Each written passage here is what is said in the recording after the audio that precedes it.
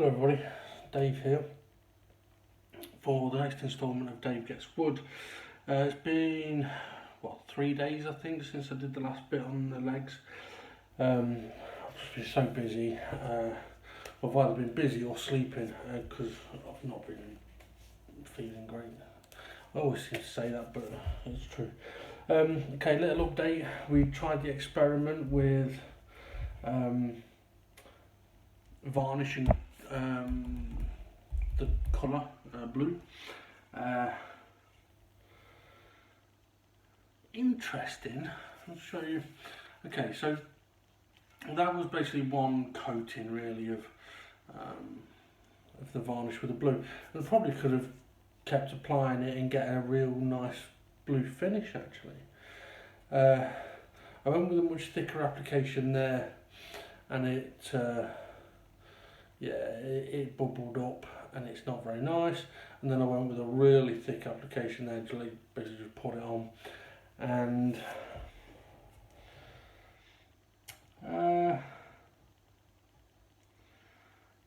considering that it is varnish, I expected it to soak in more with the bigger applications, but yeah, I think it was an interesting thing to try. I don't think it's necessary.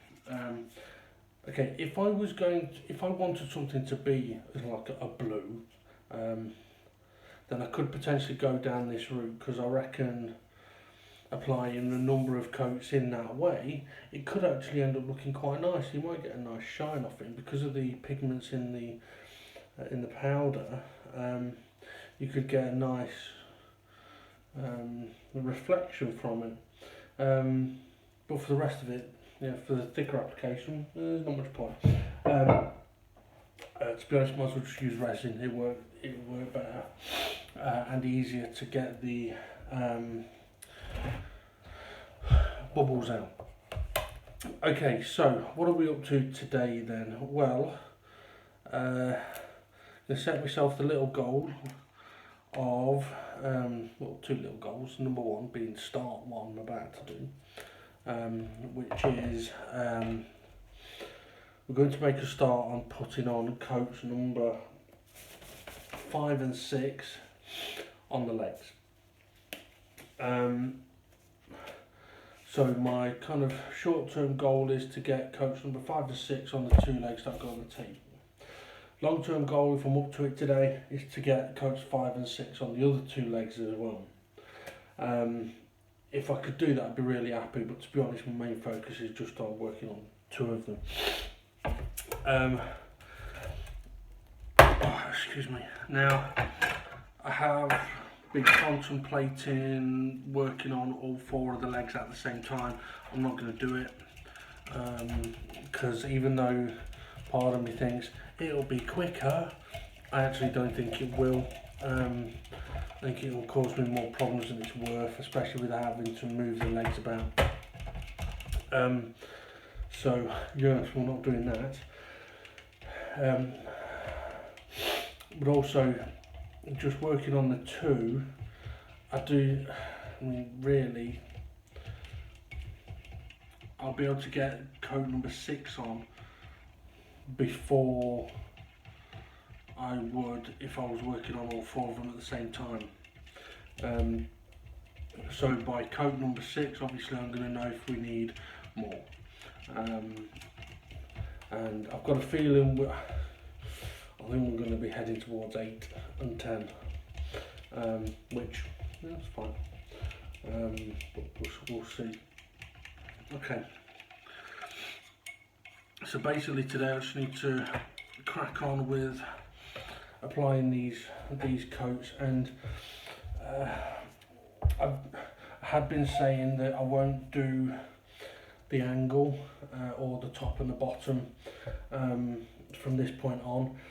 When we do the clear coat, we will put some on there just to protect it, basically because those bits, they've been coloured now, but they're not going to get seen. It just takes a little bit longer to actually get those bits done as well, so I can save myself a little bit of time in that respect.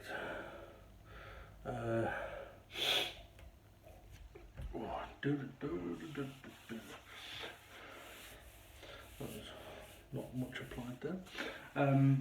Oh dear. Now I keep, well, I've mentioned on quite a few previous videos that although I haven't made a start on the tabletop yet, and what needs happening to it, what I am doing is thinking a lot about what it needs, or how I'm going to go about doing it, whether it's going to be, well, the process of me taking it apart, stripping the wood, stripping the pieces that I pull off, and there's one thing that keeps sort of coming up in my mind, which is for the people. I've just realised I'm working and I'm not showing camera. For the pieces that fit here, they have to be a specific size. They have to be the right size. So it's going to be extremely important that they are cut to exactly the right size. Well, to be honest, it'd probably be a good idea to cut them fractionally oversize. But anyway, so what I've been thinking is, okay, I could just take out the pieces that are there and draw around them, and then I can cut away. Well, that's what I would normally do, but you do get measurement differences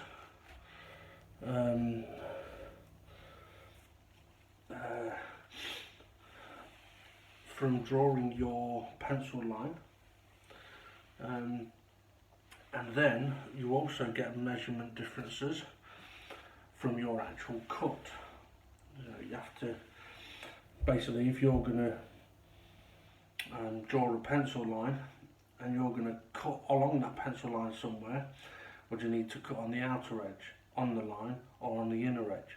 So there's a few minor, and we're talking millimeters, there are a few minor measurements that can be affected, and if they are affected, it can have a very big effect. Basically, the piece of wood that these legs would attach to won't fit into its slots properly, won't fit into place properly, won't be held into place properly, which means that when it comes to bolting the legs to them, they're going to move, or they're going to flex, and they're going to crack, and then I'm back in the same position. So it is vitally important to the integrity of the table to make sure that these pieces I need to cut are perfect in size. So I am going to need to measure what is already there. I'm then going to need to mark that out on the piece of wood that I'm going to use. Then when it's cut, it needs to be remeasured, and it needs to not be undersized. If it's oversized, I can sand it down a touch to fit it in. That's the better situation. Now, in the past, when I've tried to do kind of things like that and tried to be precise, I've quite often fucked up somewhere along the way, like when making my shelves.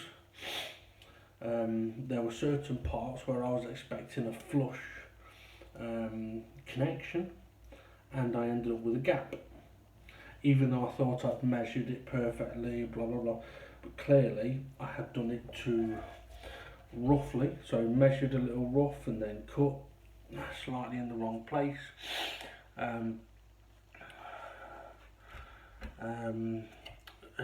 So although it was by like the initial pencil mark could be a millimetre out, by the time you factor in everything else and get it cut, that millimetre can expand to 2 or 3 millimetres. Now you've got a gap, and it's a gap like that that I can't afford to have on this. So when it comes to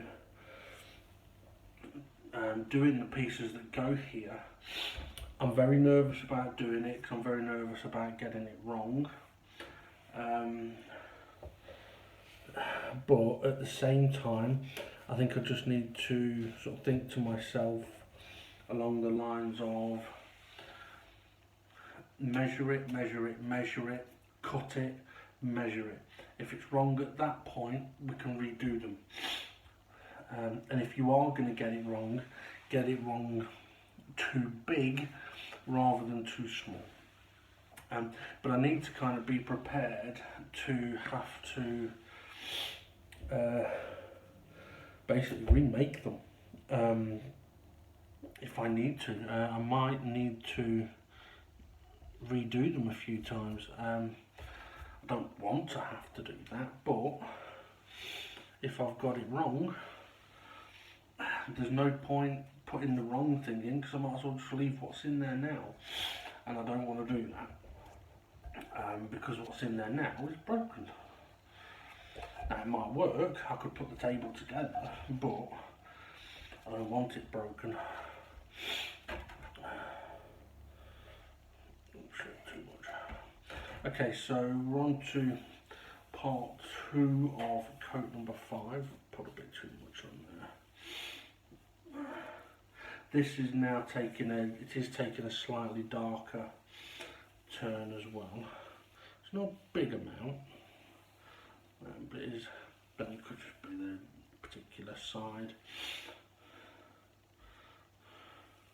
or it could just be that I've been applying a little bit more than I perhaps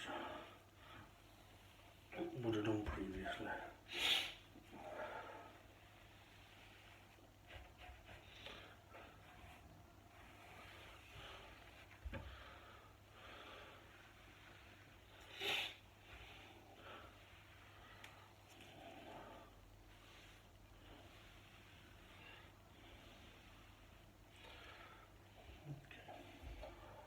Double check for any streaks, which isn't any, which is good. Let's see if we're not. There's plenty in there to do this side.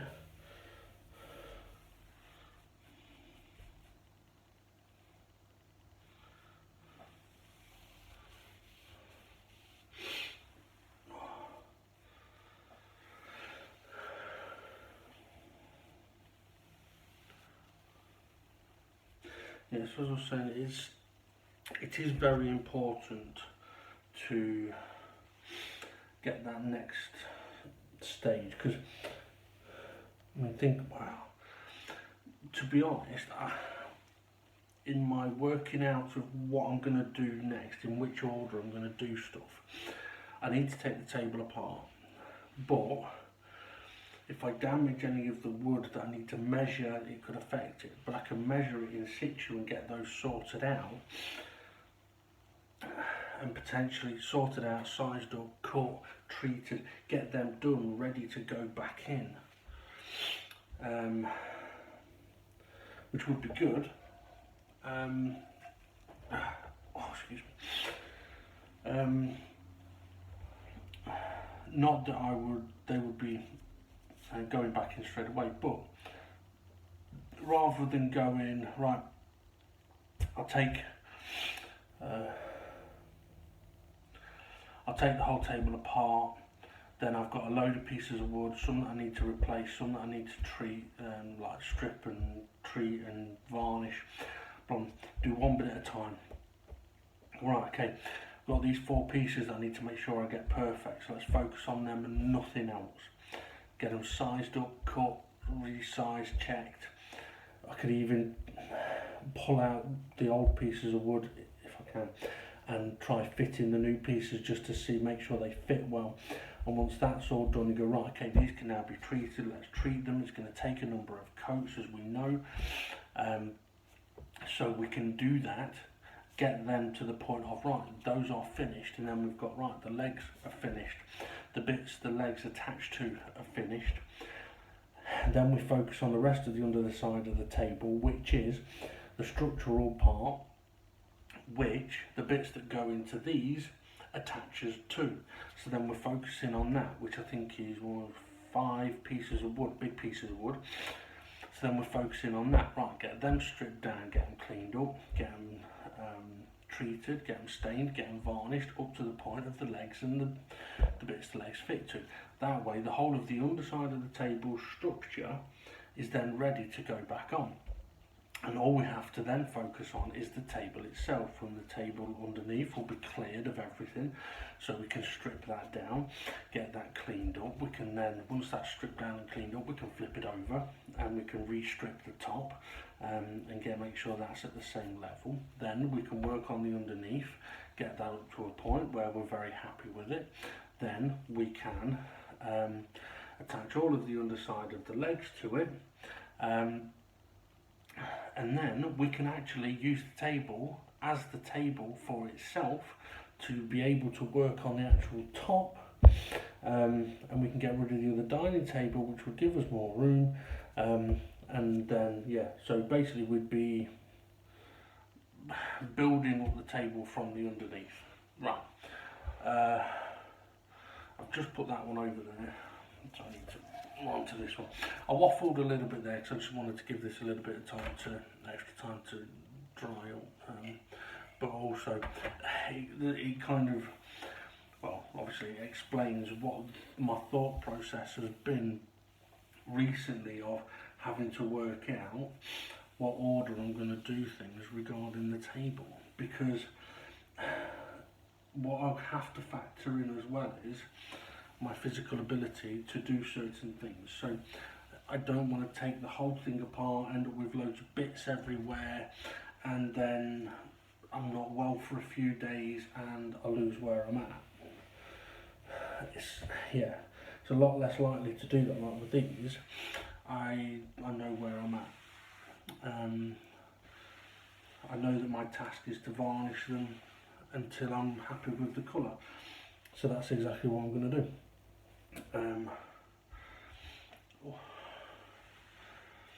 So yeah.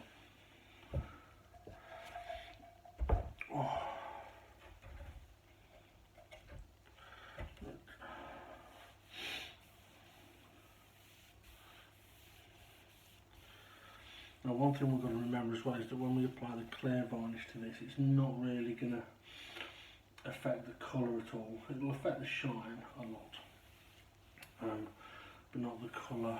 I mean, these have now had coat number 5 on, and I must admit now I am starting to like the look that these are bringing out. So I'm going to say it's probably going to need 8. We're going to go to 8 anyway, unless 6 all of a sudden just goes, yep, looks amazing, it's the best legs in the world. Yes, unless that happens, we'll be going to 8. But this is where I've mentioned on one of the recent videos about doing things by gut feel, or whether my gut feeling is whether it looks right or not. Previous to this coat, they'd been looking okay, but not right yet. Whereas these coats I've applied have been much more, rather than it being, yeah, that's okay, it's right, that is getting there. The colours are getting, instead of it being a very light golden, it's getting to a deeper golden. Okay. Right. Well, in a moment we shall flip these over to put coat number 6 on them, but what I'll do is, while I'm giving them a few moments to dry, I'll just hit pause on the recording for the moment, and yeah, we're back in a sec.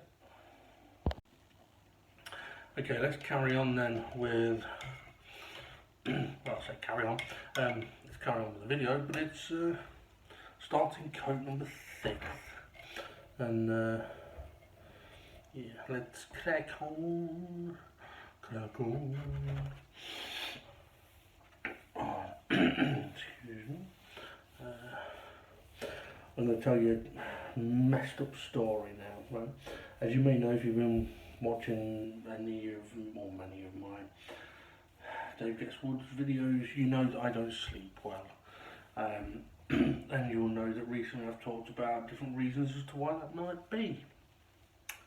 Well, get this for a fucked up reason why I didn't sleep well. Particular night, a couple of nights ago, I decided that instead of falling asleep to music, which is what I would normally have, or not music, but I would normally have some kind of sounds, whether it be a rainstorm or a creaky boat or a thunderstorm or stuff like that. I would listen to ambient noise that seems to help me sleep, or tries to. And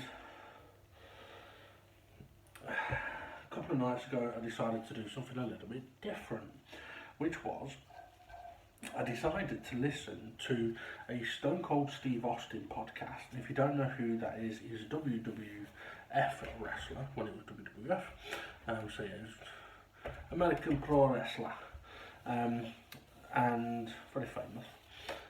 So if you don't know who he is, where have you been? And he, on his podcast, he had, what's his name?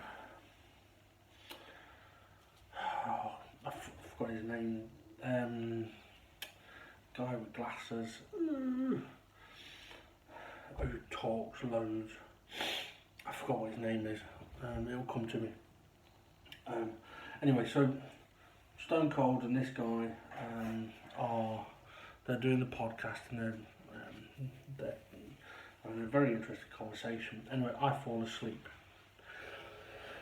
What ends up happening though is, in my dream, I'm now out on the piss with Stone Cold Steve Austin and this other guy who keep fucking talking, right? And it's almost as if I'm not there, I'm just sat there getting fucking pissed. Then it comes to last orders, time to go, and we get kicked out of the bar, and the next thing I know, I'm getting into a car to drive Stone Cold Steve Austin, who's sat in the passenger seat next to me and doesn't fit because he's so fucking big, with this other guy in the back seat still fucking talking and talking and talking, and I'm trying to give him a lift home, and he's not fucking telling me where he lives. He just keeps talking about wrestling shit to Steve Austin. And I'm like, look mate, where do you live? I'm giving you a lift home, where do you fucking live? And I'm thinking, I'm drink driving here, and I don't know where I'm going, and I'm just driving around in basically fucking circles, so I could get pulled over for just looking like I don't know where I'm going, and then they find out that I'm drink driving. This goes on for fucking ages, and then eventually managed to get through to the guy, and he's basically, yeah, turn down here and let me out here. So, okay, right, okay, you're gone. Now I'm left in the car with Steve Austin, who still doesn't fit, but now he's gone through that stage of drunkenness where he is now emotional and sad, and I'm asking him, right Steve, where do you live? Let me take you home. And he won't tell me. He just starts crying and he's moaning, and he's just not listening. He won't tell me where he lives, and in the end I was like, fuck it, I'm going to my house, I'm going to go home, you can stay in the fucking car, and I'm going to go to bed. So I drive to where I live, no idea where the fuck that is by the way. Went to where I lived, I go inside my house, go to the bathroom, then go to the bedroom to get into bed, to go to sleep, and who's lying in the bed? Stone Cold Steve Austin, crying, saying, don't make me go home. That's the point I wake up. What the fuck was that about? Other than the fact that Jim Cornette, that's his name, I think it was Jim Cornette, yeah, other than the fact that these two guys Jim Cornette, he can talk and talk and talk and talk forever, but he's fascinating to listen to actually. Very informative. But in my dream, whenever I talked to them, it was like they were ignoring me. They were just talking to each other. Well, obviously that's because they were talking on the fucking podcast that I was listening to. So basically, I'm hearing the podcast while I'm asleep in a dream, and I'm trying to talk to them, and they're not listening to me. And in the dream, I even remember getting to a point where I start shouting at them. So when I eventually do wake up and I'm like, what the fuck was going on there? Now I'm thinking, hang on a minute. Have I just been shouting, like, Stone Cold, tell me where you live, at the top of my fucking voice? I don't know. I was asleep. But it's possible. So yeah, that kind of fucked me up for the weekend. So yeah, that was definitely a head fuck.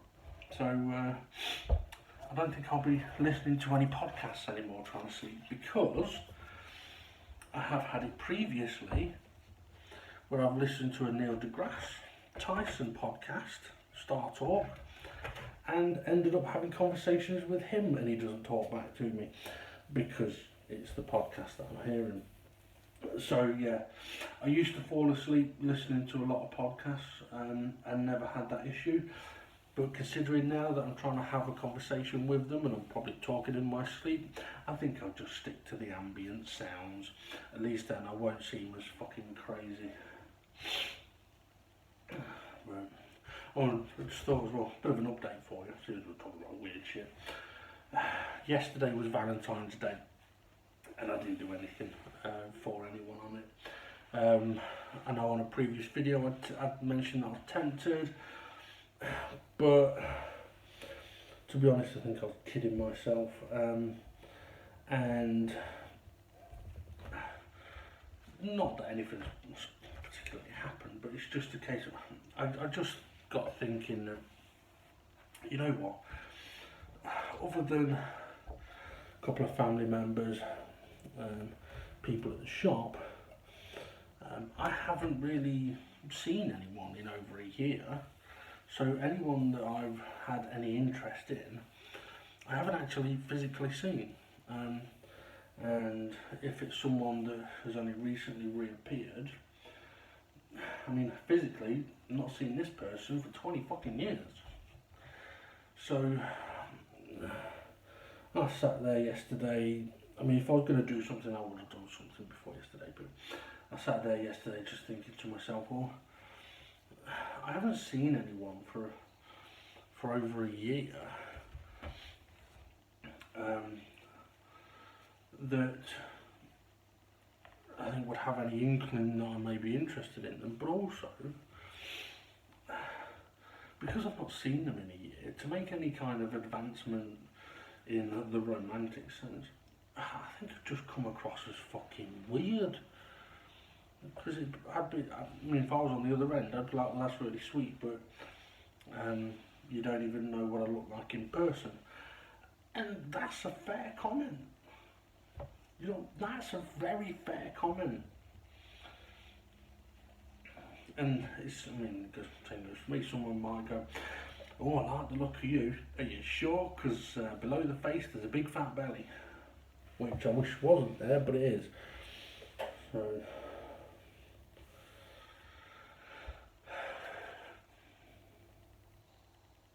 there you go. How am I on that side of that piece? That doesn't seem right. If I'm applying coat,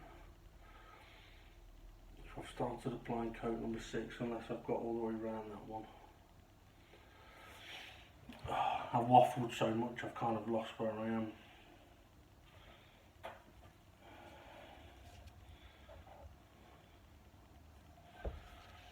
I'm going to have to go back and check this particular video because that side looks rather different to that side. Looking at it, because I've done that side and this side, that would suggest that this has had the whole of coat number 6 applied. Okay. And this is about to get the whole of coat number 6. I suppose it is possible, considering that I've waffled about my weird fucking dream and Valentine's Day. Yeah, so I didn't do anything for Valentine's Day. So yeah.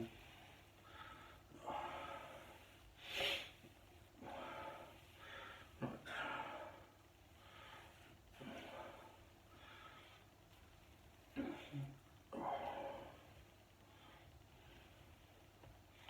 And to be honest, yesterday I got about 3 hours sleep, woke up choking again, and I had to get up. I couldn't just lie there, I wasn't feeling great at all. Lying down was making it worse, it was stomach acid. So I got up, went and did the video editing for the DGTV race video. Started nodding off while I was doing that, but I was afraid that if I didn't get that edited then, if I went back to bed I might wake up too late to get it finished in time. So I had to get it finished, so I fought through and went back to bed, woke up a few hours later and got a few things sorted. And then when it came to actually putting the video out there, everything seemed to go okay, but I hadn't noticed a bit of an audio issue on my co-commentator's microphone. Well, I'd heard it during we were doing the commentary, but it wasn't very loud, so I didn't really think anything of it. It was just like a sort of crackling noise, but it wasn't very loud. I just figured the cars would drown it out, but unfortunately that didn't happen. The noise seemed to be a lot louder when watching the race video, which did make it a little tricky to watch.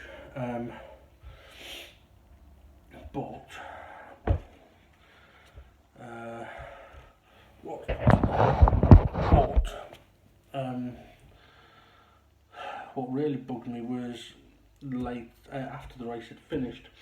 There's a bit where we get the drivers' post-race comments, and Rich has been asking them a specific question, and I'd done all the graphic work for that, but I'd forgotten to actually swap the question over with last week's question. So the answers didn't match the question, so I wasn't very pleased with myself for that. But I suppose that's why it doesn't help if you're not sleeping properly. I mean, what I should have done is, once I was sat at the computer and I'd started nodding off, I should have just gone, right, stop, go get some sleep, even if it's just 20 minutes. But because I'd been woken up abruptly after 2-3 hours, I knew that what I needed was to go and get another 4 or 5 hours sleep. And I was concerned that that could turn into a longer sleep, and then I'm not going to have time to edit the video, produce it and get it available. So there we go. So I mean, my Sunday basically felt like it didn't exist. So yeah, right. And to be fair, Monday's not that different. I woke up again after 3 hours this morning, again choking. This time though, I tried to force myself back to sleep. Instead of getting up, I decided to stay in bed and sit up and just see if I could get everything calmed down and then get back to sleep, and it did kind of work. I did get back to sleep eventually, but again, it wasn't a good sleep. And even though, I mean, technically on a clock I probably slept, I don't know, 7 hours, it doesn't fucking feel like it. And looking at my face, it doesn't look like it. Look at the bags under my eyes. So yeah, I mean, in a way, I feel at the moment like I'm in desperate need of a good, solid, like 8, 9, 10 hours sleep of no waking up after a couple of hours, choking or uncomfortable or weird dreams or whatever it may be. Just give me a nice fucking sleep all the way through. Now, I've got some sleeping tablets I could take, but I'm a bit concerned about taking them because the idea with them is that they knock you out. Well, if I'm knocked out and I start choking, is there the possibility that I don't wake up? I mean, I wouldn't want people thinking that it'd be an odd one. Died in his sleep on his own, on his own tongue, something stupid like that. So, but yeah, I do need a decent sleep. I mean, one thing, I mean, napping is something that I've had to do a lot more over the last year or two. I'm not comfortable with sleeping in a chair. It's not something I'm really very comfortable doing. But I have noticed when it comes to napping, if I get undressed, get into bed for a 20-minute nap, it ain't going to be a 20-minute nap, it ends up being longer. If I don't get undressed and I lay on top of the bed, then I've got more chance of waking up and getting on with it. But also there's a specific way that I will lie when having a nap on the bed, which is like, it's on my back, my hands on my hips, and my legs sort of going out and my feet together like that. So my legs are basically as my arms are now, and then I can push down on my hips, and it helps stretch my back out, and it helps open up the airways. Now, for 20-30 minutes of sleeping, I'm alright like that. But I've tried sleeping in that position for longer periods and had the choking problem. So, yeah. Anyway, right, these have had, I believe now, their sixth coat. So, I need to leave these for a while, we'll take a break, and yeah, when we're ready, we'll make a start on doing number 6 on those. Right, have a good night, everyone, and we'll see you in a bit.